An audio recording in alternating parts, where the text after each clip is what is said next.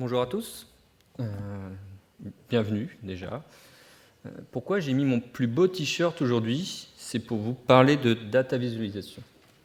Alors, pourquoi pour les nouilles? Tout simplement, c'est pas contre vous, mais pour les nuls étaient déjà pris. Bon, enfin, les nuls, c'était pas mieux non, que de nouilles, je pense. Aujourd'hui, donc, je vais vous sensibiliser à la data visualisation, pas sous le prisme d'outils du marché, ni sous le prisme de projet, mais sous le prisme de l'humain, de personnes. Je vais vous parler de femmes et d'hommes, du coup, qui peuvent nous inspirer et nous rendre meilleurs dans notre pratique de la visualisation de données. Donc, toutes les personnes que je vais vous présenter m'ont déjà moi-même inspiré dans mon voyage dans la data visualisation. Enfin, pourquoi je vous présente ça? C'est aussi pour vous aider à étaler donc, votre science dans vos dîners mondains ou dans vos mercredis soirs, si vous êtes invité au même genre de dîner que moi. Très rapidement, du coup, pour me présenter, donc je suis Ludovic Tavernier, je travaille chez Valoé, donc une société de conseil spécialisée dans la data. J'accompagne et développe, du coup, grâce aux solutions du marché, des produits de data visualisation. Donc je suis responsable de tout ce qui tourne autour de la data visualisation chez Valoé. J'ai été finaliste du concours Tableau Software Arion Viz l'année dernière, à la Nouvelle-Orléans, et récemment speaker à la Tableau Conférence de Berlin. Donc vous pouvez me suivre sur Twitter avec eltavernier7, où je ne parle que de data visualisation, et de temps en temps des photos de mon chien. Donc pour moi, et dans mon travail de tous les jours, la data visualisation se divise en deux composantes. Une première qui parle d'exploration et d'explication de la donnée pour trouver ou dégager de nouvelles informations dans le flot de données qu'on reçoit de manière journalière.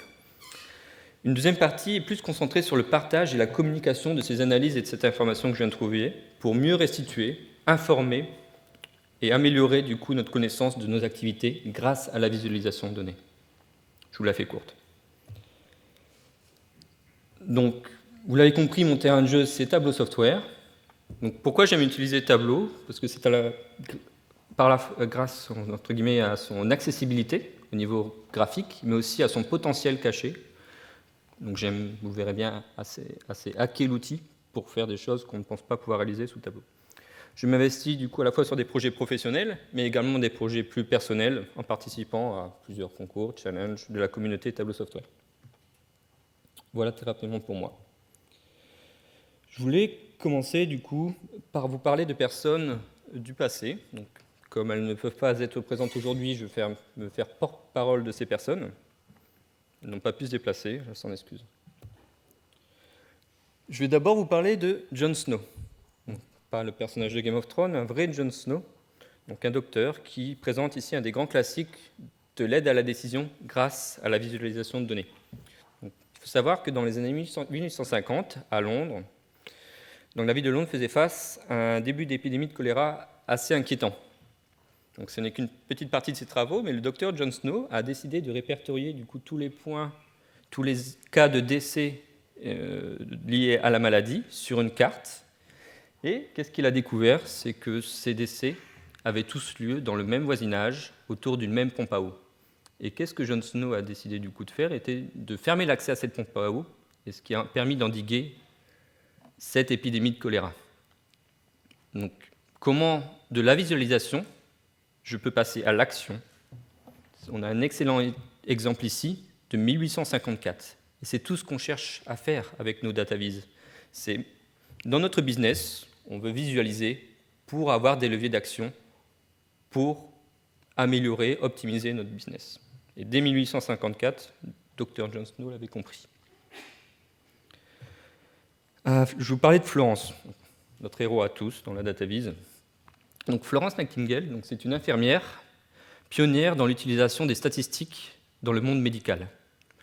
Donc un de ses travaux les plus connus est cette visualisation, qui reprend les décès de la campagne de Crimée de manière périodique, mais aussi par type, donc c'est la couleur, par type de mort, de décès des soldats. Donc son combat, le combat de Florence, était de sensibiliser au sort des soldats lors de toutes ces campagnes. Sauf qu'elle a rencontré un petit problème. Lorsqu'elle essayait de parler chiffres, statistiques aux parlementaires, de sensibiliser sur son combat, personne ne comprenait rien. C'est souvent ce qui peut nous arriver lorsqu'on travaille avec la data. Donc elle a décidé d'utiliser une data visualisation pour faire passer son message. Voilà, donc elle a utilisé la visualisation comme outil de communication, de vulgarisation des statistiques qu'elle avait pu produire. Encore une fois, c'est aussi un des rôles de la data vis dans notre business. Et ça a été utilisé dès 1855. Ce n'est pas nouveau. Un petit dernier pour la route, du coup, il s'appelle Charles. Mon petit Charles, Charles-Joseph Minard. Donc, c'est un pionnier aussi dans l'utilisation des graphiques au service des statistiques et du génie civil. Il est français. Un des travaux les plus connus de Charles, et c'est ce diagramme de flux qui a été produit en 1869, imaginez. Il s'agit du coup de la campagne de Russie, donc une campagne désastreuse organisée par Napoléon. On peut voir toutes les pertes du coup, des soldats durant cette campagne vers Moscou. Ici, Charles, je ne sais pas s'il s'en rendait compte, je pense que oui, mais il a réussi une petite prouesse, c'est de représenter beaucoup de variables sur un simple graphique en 2 dimensions, en 1869. Donc en utilisant les meilleures pratiques de la visualisation de données. Donc on peut voir très rapidement que l'épaisseur et le nombre de soldats restants, la position sur le diagramme et la position géographique, la couleur encode l'aller ou le retour. On a même un petit graphique en dessous qui nous rappelle les conditions climatiques, donc de température au niveau du retour, ce qui a infligé énormément de pertes à Napoléon. Donc, pour information, pour vos dîners mondains, ils sont partis à 400 000, ils sont revenus à 4 000. C'est un peu la tristesse. Voilà. Je vous ai parlé un peu de ces personnages du passé. Maintenant, je vais vous parler de personnes un peu plus contemporaines pour vous amener un peu de théorie. Donc, c'est la partie un peu ennuyante. J'espère que vous serez toujours là après ça. Je voulais vous présenter Jacques Bertin. Donc, Jacques Bertin, qui est Jacques Bertin? C'est un cartographe, un des pères fondateurs de la visualisation de données académique, on peut dire, et il est français, cocorico. Il a travaillé donc sur de nombreuses publications démocratisant des notions, notamment de variables visuelles. Donc, c'est ce que je vous présente sur la slide. Donc, l'idée principale est qu'en fait, la visualisation de données est constituée de variables visuelles, comme un langage est constitué d'un vocabulaire. Comme une langue, du coup, la connaissance approfondie de ses attributs de base permet de mieux s'exprimer. C'est tout bête. Notamment, du coup, on peut citer des notions de taille, de valeur, de grain, de couleur, tous ces attributs-là, pour créer des visualisations plus pertinentes. Donc, ces travaux de base ont été réutilisés par d'autres académiciens, comme McKinley et sa fameuse moustache. Et, du coup, ces personnes ont amélioré un petit peu ces travaux en classifiant du coup, ces attributs visuels, en précisant que du coup, ces attributs n'étaient pas égaux en termes de pertinence selon ce qu'on souhaitait visualiser. Par exemple, pour visualiser des données quantitatives, il a été prouvé que les positions ou les longueurs étaient plus pertinentes que les angles. Quand je dis des angles, je pense à nos fameux petits camemberts. Voilà. Le but de tout ça, en fait, c'est que lorsqu'on fait de la visualisation de données, on n'est pas là pour complexifier les choses, on est là pour minimiser la gymnastique intellectuelle de mon audience, pour que le cerveau traduise plus rapidement du coup, l'information qu'on a à disposition. Maximiser, si vous voulez, l'interprétabilité du contenu. Et c'est directement exploitable dans notre vie de tous les jours, du coup, ces informations. Il y a des choses comme ça qui ont été produites, qui sont ce qu'on appelle des chart choosers, qui permettent de mieux choisir des représentations graphiques en fonction de ce que l'on souhaite représenter. Donc, que ce soit des distributions, des relations, des comparaisons. Il y a des bons choix de graphiques à faire en fonction de toutes ces fonctions. Donc, on a des posters, on a également des sites qui reprennent des catalogues de visualisation qui permettent de mieux choisir, du coup, la meilleure représentation graphique en fonction de ce que l'on souhaite représenter ou des données que nous avons en entrée. Ici, je vous présente du coup le DataVis Project de Ferdio. Je vous encourage beaucoup à aller visiter ce site web qui est une ressource très intelligemment produite par Ferdio. Un dernier, donc je voulais vous parler d'Edward Tufte. Donc c'est un auteur renommé de la communauté DataVis qui nous amène plusieurs concepts clés à la visualisation de données. Donc vous verrez, il est parfois controversé, mais c'est assez intéressant. Donc il y a certaines règles fondamentales pour Tufte. Notamment la première, c'est que les graphiques peuvent mentir. Et il a donc introduit un concept qui est le lie factor, qui permet, qui est un genre de ratio, si vous voulez, entre la taille de l'information sur le diagramme que vous avez produit et la réelle différence, du coup, de la réelle taille de cette info dans vos données. Donc, ce qu'il rappelle, c'est qu'il est notre devoir de ne pas tromper l'audience, si vous voulez, en mentant à cause de nos graphiques. L'exemple qu'il donne, si vous voulez, avec cette route qui va vers l'horizon, c'est qu'une différence entre 27 et 18 avec un ratio de 5, alors qu'une différence entre les chiffres 18 et 27 n'est pas si importante que ce ratio de 5.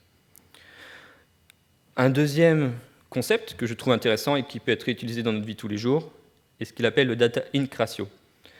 C'est, selon Tufte, le graphique doit uniquement être au service de la data que vous représentez.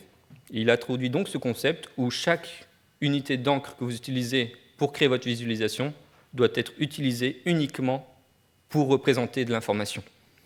Donc, je ne sais pas s'il y a des statisticiens dans la salle ou des gens qui ont l'habitude de travailler avec la donnée. Donc, on a ce genre de boîte à moustache en figure A, la version de Tufte et la C, si vous voulez, ou sur un même graphique, en minimisant au maximum l'information affichée, du coup, l'encre, il arrive également à représenter toutes les informations d'une boîte à moustache traditionnelle.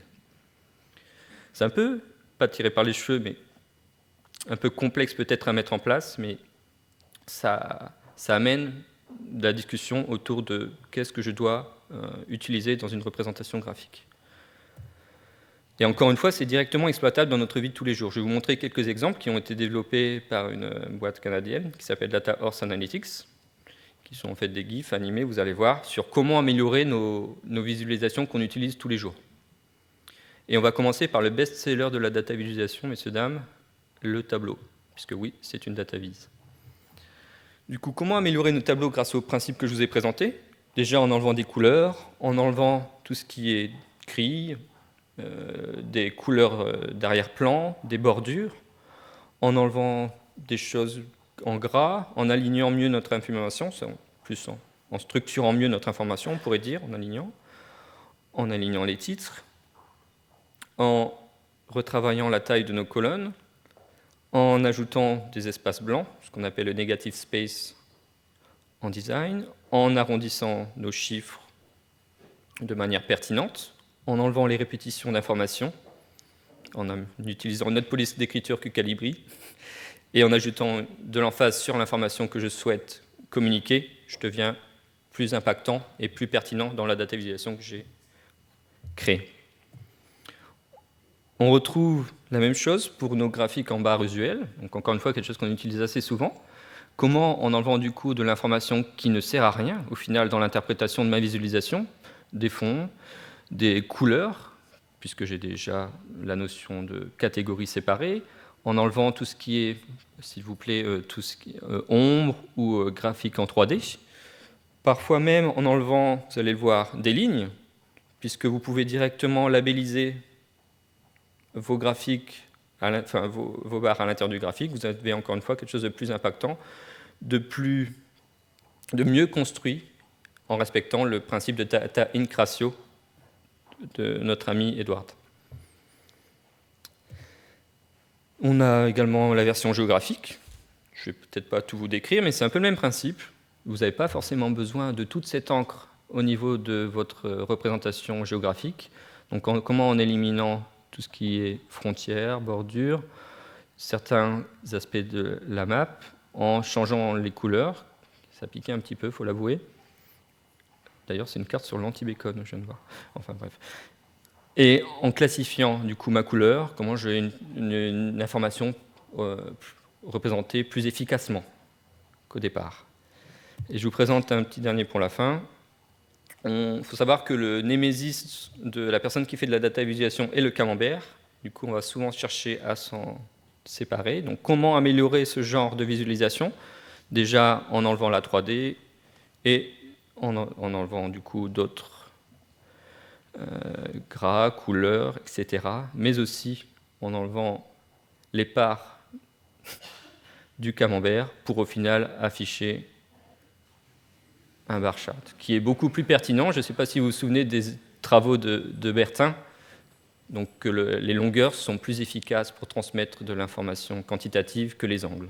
Donc on va éviter d'utiliser du camembert. Donc je pense qu'on a perdu 2 personnes, donc c'est pas mal. Ça pouvait être pire. On va faire un peu de pratique avant de s'endormir un petit peu. Donc je ne sais pas si tout le monde a vu le film Le Pari dans la salle. Tout le monde connaît ce film. Il y a cette fameuse séquence où on passe des diapositives et les personnes du coup, qui veulent arrêter de fumer disent bien ou pas bien. Je vous la remets hein, pour ceux qui ne la connaissent pas. Bien. Pas bien. Bien. Plusieurs diapos. Pas bien. Bien. Avec parfois des pièges. Bien. Non, pas bien. Il y a le gars qui fume dans le rétro. Donc vous l'avez compris, ce que je vais vous proposer ce soir, c'est qu'avant de rentrer chez nous, on fasse ce petit exercice de bien pas bien avec du coup des éléments de data visualisation, de représentation graphique même, pour faire plus simple. Donc je vais avoir besoin de beaucoup d'entrain de votre part. On va essayer d'aller assez vite, du coup je vais passer plusieurs diapos à la suite et on reviendra bien entendu sur ce que j'ai passé après avoir fait l'exercice jusqu'au bout. Tout le monde est prêt ? Tout le monde est chaud ? Alors, c'est parti. Je dois vous entendre.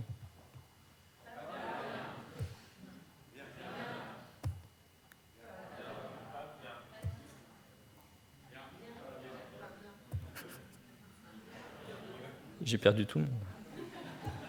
Ah.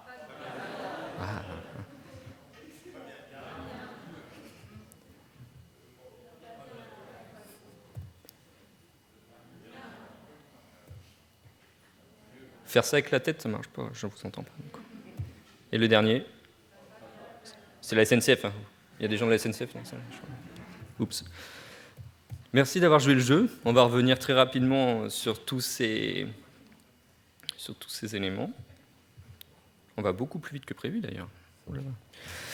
Du coup, le camembert, tout le monde m'a dit pas bien. Effectivement, c'est pas très bien. Pourquoi ça ? Parce qu'on a beaucoup trop de modalités pour choisir ce type de représentation graphique. Le camembert, on ne sait même pas distinguer, si je n'avais pas mis les valeurs, quelle part est la plus grande, quelles sont les différences entre les parts, quelles sont les différences entre les parts, quel est le classement de toutes ces parts. On ne peut pas en tirer grand-chose. En plus, les couleurs, ça fait un peu arc-en-ciel. C'est pas ouf. Du coup, vous l'avez compris, cette représentation graphique, en fait, utilise les mêmes données que ce camembert-là, sauf qu'on a appliqué du coup les principes qu'on a vus précédemment. Du coup, j'utilise un graphique qui est plus adapté pour montrer du coup des valeurs quantitatives, les barres. J'utilise du gris et un rouge pour emphaser la ligne que je voulais mettre en valeur, que je voulais expliquer. Très rapidement, je vais pouvoir du coup déterminer un classement grâce au tri, mais aussi pouvoir comparer les barres entre elles et pouvoir dire facilement que certaines barres sont moitié moindres que d'autres, etc. Donc quelque chose de beaucoup plus simple à analyser qu'un camembert avec 12 parts. Voilà. Faut le savoir, du coup là on a hésité entre bien et pas bien. Je ne suis pas anti-camembert fondamentalement, il faut le savoir, j'aime beaucoup le fromage. Et celui-là pour moi est encore utilisable. Quelque chose d'important lorsque vous faites de la data visualisation, c'est que parfois votre audience est habituée à un certain type de représentation graphique et vous risquez de la décevoir si vous lui en privez. Du coup, vous devez parfois quand même réutiliser du camembert, mais vous pouvez l'utiliser d'une meilleure manière, par exemple ici, en mettant juste une emphase sur une seule information, du coup les book cases, et du coup en mettant en dessous, je vois rapidement, grâce au camembert, que la part en rouge fait 12% de mon ensemble total. C'est l'information que je voulais transmettre, et le camembert, malgré tout, me permet de le faire ici. Encore une fois, ça dépend de ce que je veux représenter. Et faites attention à ce que veut votre audience aussi. Donc, celui-là, c'est pareil, j'ai entendu pas mal de bien et pas bien. Donc, je ne sais pas si tout le monde peut le voir, mais j'ai un grand classique du genre, j'ai un axe tronqué. J'ai un graphique qui ment. Ici, j'ai l'impression que mon chiffre d'affaires, donc si on dit que c'est un chiffre d'affaires 2017, est moitié moindre que celui de 2018 orange. Or, c'est faux, puisque mon axe a été tronqué. Je représente un mensonge graphiquement parlant. On verra, ma SNCF, c'est aussi un cas dans ce genre-là. Donc, qu'est-ce que je dois faire pour corriger ça? Je dois bien sûr ne pas tronquer l'axe, commencer à 0, et en reprenant les principes qu'on a vus tout à l'heure, si j'ai uniquement 2 barres, je ne suis pas obligé de remettre des grilles et une échelle en face, je peux directement labelliser pour pas qu'il y ait de mécompréhension de mon information. Celui-là, donc on a tous dit pas bien, effectivement c'est pas bien, c'est ce qu'on aime appeler un graphique spaghetti. Je pense que vous comprenez pourquoi. Les deux que je vous ai présentés après étaient des versions du coup plus lisibles et plus, améliorées de cette représentation graphique. Ici, très rapidement, avec une utilisation, donc c'était sous tableau, j'ai mis juste en valeur du coup le message que vous voulez faire passer, donc encore une fois sur les bookcases, en utilisant une couleur d'emphase, le rouge, et en utilisant un gris pour le reste de mes courbes. Une autre utilisation possible, et ce que Edward Tufte a introduit, donc c'est ce genre de graphique, c'est ce qu'on appelle un small multiples. Très rapidement, ici, je vais pouvoir voir pour chacun de mes catégories, donc les évolutions du chiffre que je souhaite représenter. Donc encore une fois, c'est une meilleure représentation graphique que mon graphique spaghetti, où je ne peux rien voir du tout. Une bonne pratique ici a été aussi de labelliser directement ma légende à l'intérieur de mon graphique, puisqu'on a tendance à mettre nos légendes peut-être juste à côté, peut-être un peu plus loin, ce n'est pas forcément une bonne pratique. Autant le mettre à l'intérieur du graphique dès que vous pouvez, ça minimisera encore une fois du coup, la gymnastique qu'on a à faire pour lire le graphique et maximisera du coup l'interprétabilité de ce que vous êtes en train de montrer. Sur celui-ci, on n'était pas forcément mauvais, sauf qu'on utilisait un attribut visuel, je ne sais pas si vous vous souvenez de M. Bertin, qui n'est pas forcément le meilleur pour représenter mon information. Je représente des nuances de couleurs pour montrer du coup un changement quantitatif. Donc encore une fois, j'ai décidé de réutiliser des barres, puisque c'était la meilleure version possible pour visualiser donc, ces changements quantitatifs année par année. Très rapidement, du coup, je peux voir que 2015 est environ peut-être environ la moitié de 2018, chose que je ne peux pas faire avec des couleurs. Et enfin, du coup, le dernier, je peux vous réentendre sur celui-là? Pas bien, effectivement. Donc c'est un comité de presse de la SNCF, je ne sais pas s'il y a des gens de la SNCF, s'il vous plaît, ne me jetez pas des cailloux après. Du coup, l'axe a été tronqué. Comme vous pouvez le voir, je représente donc c'est un taux de participation à la grève lors des fameuses grèves de 2018. J'ai d'un côté 33,9%, de l'autre côté 29,7%, sauf que visuellement, on a l'impression que ma journée du 4 avril est à moitié moindre d'influence que ma journée d'avant. Voilà. Donc, je ne sais pas ce qu'ils ont voulu faire là, puisqu'ils nous ont mis aussi en gros l'information textuelle. Donc, ils nous ont un peu perdus là-dessus. Mais s'ils avaient mis uniquement du coup, la représentation graphique, on était berné. Donc, comment des graphiques peuvent mentir? Vous avez ici un très bon exemple. Voilà, pour un peu de pratique. Je vais vous proposer maintenant de prendre un peu d'inspiration, et cette fois-ci de personnes plus contemporaines. Donc, je vous propose aussi de passer le salon un peu en mode international, puisque c'est des gens d'un peu partout dans le monde qui nous décidaient du coup de partager avec nous leur vision de la data visualisation. Donc, je vais commencer par Alison Turban, qui, outre le fait d'être une excellente designer, possède un très bon podcast sur la data visualisation, que je vous invite à visiter, qui s'appelle datavistoday.com. Et du coup, qui de mieux que Alison pour nous présenter sa propre vision de la data visualisation? Je la remercie d'avoir partagé. Hi, I'm Allie Torben, a data visualization designer here in the Washington, D.C. area. And to me, data visualization is about encoding data in a way that allows you to see insights that you couldn't see before. And if you have the choice between being clear or clever in your data viz, try to choose clear most of the time. And I hope this helps you in your data viz journey. Bye now. Donc, merci Alison, elle a été très pertinente et très concise. On en revient au principe qu'on a vu tout à l'heure de Bertin et Tufte, avec un nouveau sujet, du coup, qui est de ne pas complexifier pour rien une data visualisation. Donc le côté choisir clair plutôt que trop smart, si vous voulez. Je vous présente Robert. Donc Robert Rocker, qui est un membre influent de la communauté Tableau Software, Donc il est aussi impliqué dans des projets de data literacy, ou comment enseigner du coup, la science des graphiques et de la visualisation au plus grand nombre. Donc c'est vraiment un sujet d'actualité, le fait de enseigner cette pratique, chose qui n'était pas vraiment faite avant. Donc comme on enseignerait une langue, si vous voulez, comme si on doit faire cette analogie avec les mêmes travaux de Bertin, la langue des représentations graphiques peut aussi s'apprendre. On va écouter ce qu'a à nous dire Robert. Hi, my name is Robert Crocker. I'm a remote data visualization freelancer helping clients better leverage Tableau around the world. As a data visualization freelancer, I'm often asked to breathe life into data sets the business is yet to benefit from.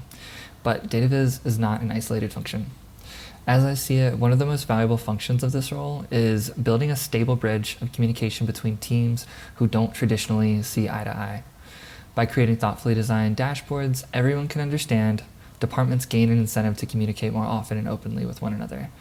So in a sentence, my work as a data viz freelancer is to deepen my clients' engagement with their data through thoughtfully designed dashboards. Donc, Robert ici fait un focus particulier sur l'aspect communication. Donc, je ne sais pas si vous venez de Florence Nightingale au tout début. C'est vraiment ce que j'ai voulu aussi vous expliquer grâce à son témoignage posthume. C'est le fait que un des rôles essentiels qu'on a est de communiquer. Je vais laisser du coup après Cole nous partager. Donc qui est Cole Nussbaumer Knaflic. Donc c'est une membre, on a la chance de l'entendre, un membre renommé de la communauté DataViz mondiale qui a écrit 2 livres sur le sujet. Et son cheval de bataille, du coup, c'est d'apprendre à mieux utiliser nos représentations graphiques usuelles, dans notre business. Donc je vous invite à aller voir son site, qui est Storytelling with Data, où il y a de nombreuses ressources disponibles sur comment améliorer notre pratique de la data visualisation. On va l'écouter.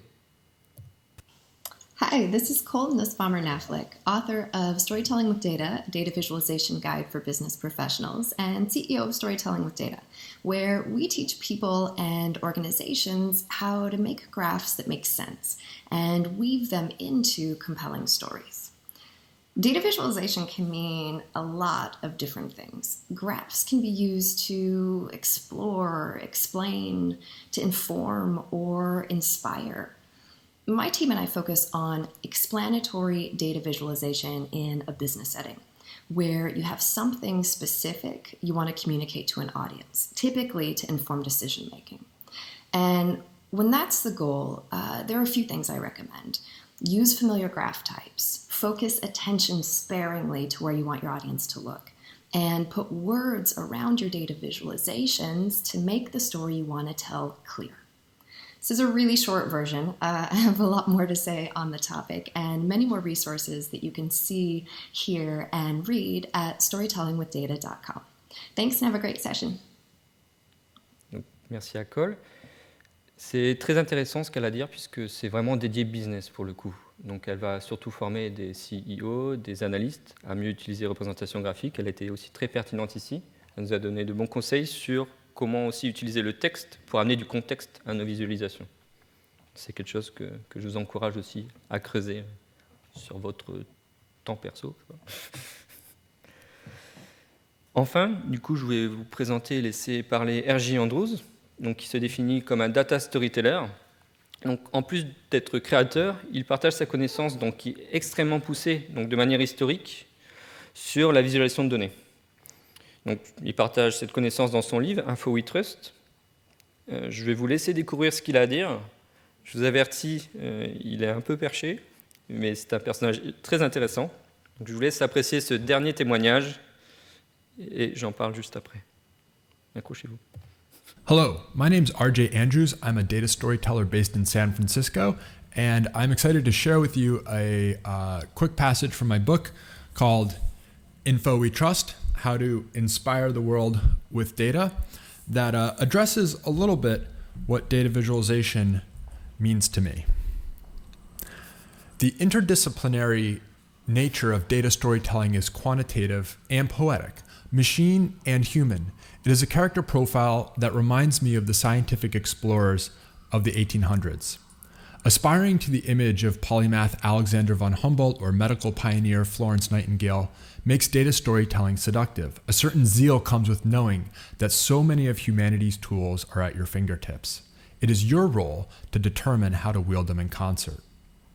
All this excitement also reveals why the craft is as formidable as it is enticing. Becoming functional in an assortment of disciplines is hard. Data processing is hard. Scientific discovery is hard. Awakening others to new realities is hard. The battle against the chaos of data is complex, and that is the magic of it all. When you venture into the craft of data storytelling, you are doing so with the knowledge that you cannot be an expert in all the skills it demands. Proceeding despite these deficiencies takes some real heart. You may call the craft something else. Perhaps you prefer data visualization, data journalism, dashboard design, or infographic creation. The craft waves many banners across various communities. What matters is that you are courageously confronting the chaos of it all to improve how people see the world. That is the goal.